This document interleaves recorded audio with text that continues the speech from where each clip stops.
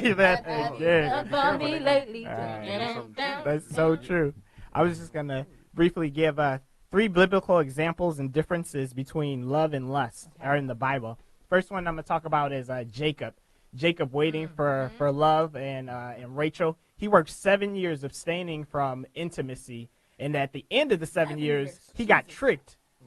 You can find this in Genesis 29:18 through 30. Some of us know the story, but he got tricked by his father-in-law, and he still decided to work an additional 7 years for the person that he loved. So he waited. 14 years, y'all. David and Bathsheba. True sacrifice. That is true sacrifice. How many They didn't have people would work? electricity in those days. So he was tricked. He should have lighted a candle. At least one candle. Maybe he was drunk out of his mind. That's when the lust took over. But yeah, it's so true. My second one, David lusting after Bathsheba versus Joseph's love for Mary and accepting another child.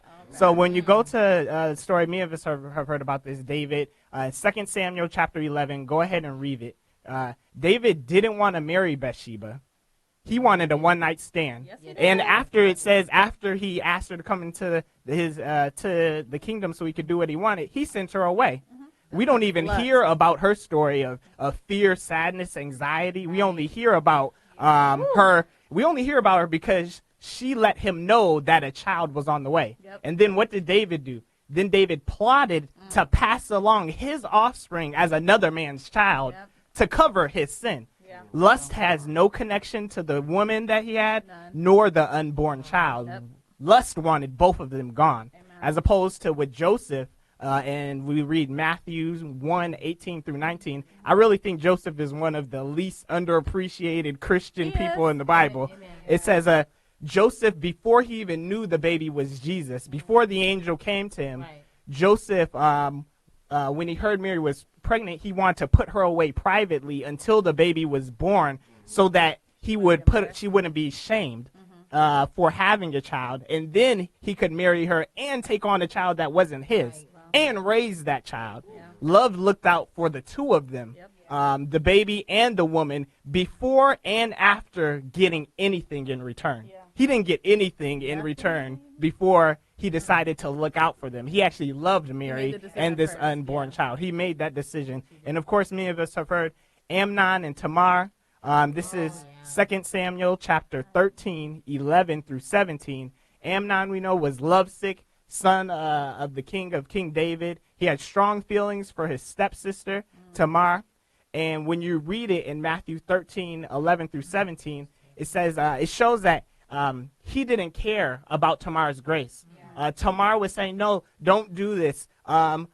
This is not what people of Israel do. We're going to be shamed. And she even says, you know what, let me talk to the king. Let us get married. She even tries to work this out because she's in virgin clothing. She's in this this covenant of what she's going to do. And Amnon doesn't care at all.